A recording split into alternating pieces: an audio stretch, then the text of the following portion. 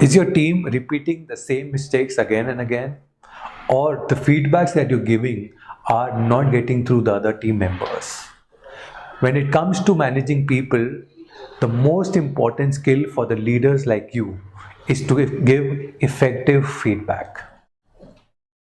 Feedback is a tool, if used correctly, can not only get across your point correctly to the others without hurting them, but also can create better results in your organization. In this video, I will talk about 4 simple questions that you can use in your business to deliver an effective feedback which creates better results. Not only that, if you use as a feedback loop using these 4 questions, you will be able to compound the results to create competitive edge over the others.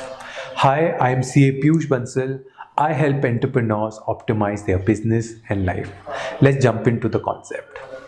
When it comes to giving an effective feedback, there are 4 core components to it. First, we need to start with the breakthrough, then the breakdowns, then the challenges, and the key learnings. Once we follow the same structure, you'll be able to deliver correct feedbacks. Let's start with the first component. So the first component that I'll talk about is breakthrough. When it comes to breakthrough, the key question that you need to ask is, what were the wins for the given week? Now, let me be more specific over here. These are the questions that you will be asking to someone, and the answer should come from them. It is of vital importance that this has been acknowledged while they are answering the questions. And when it comes to wins, it very much depends on the kind of role and responsibility they are sharing. Some of the examples could be new clients added, or new leads created, or service delivered. So whatever the roles and responsibilities are, basis that you need to identify what are the key wins, and you can ask them specific questions relating to their roles and responsibility. Once you do that, then you go to the next section of it, which is the breakdown. Now this is the very vital part of it, because that is here is the point where people start understanding where the things were, what was the expected and what went wrong. And for that reason, you could ask, what were the losses for the given week? And when we talk about losses, it could be on specific relating to tasks not completed, or goals not achieved, or any low performance related part.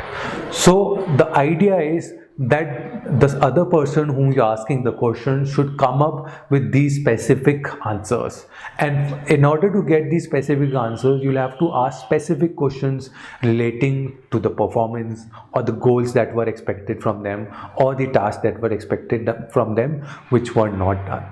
And once you start putting those specific questions of what were the tasks, or the goals, or the performance standards that are not being met, they'll be able to answer it and make a conscious note to it at the same time. Once you have done that, then comes the third element of it, which is the challenge part of it. Now this is a very essential element of all these things, because this gives you and the person you're dealing with an important feedback in terms of where the things are going wrong. And when it comes to challenges, the most common reason that I've identified are mostly either it is because a system gap, or there's a system which does not exist only, or there any lack of resources because of which things are not being able through. Now these resources could be anything: time, efforts, or any additional team member, or any specific software, an automation tool, anything like that. So it is really important that you identify the breakdowns and you understand what are the gaps, the systems, and the respective resources that were not fulfilled, because of which the gaps and the challenges are coming. And once you have done that, then comes the most critical element of it, the learning part. Now this is where you ask the question, what can be done in the following week to overcome these challenges?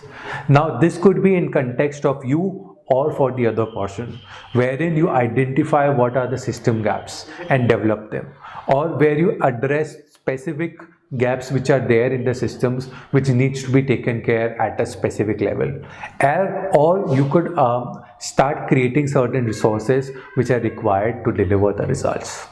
Once you start putting it and putting this system into a loop, you will be able to compound the result, and any performance that you're looking for will keep on updating, and the team will get start delivering performance beyond the competitive advantage of your competitor, which in turn will create a competitive edge for the company.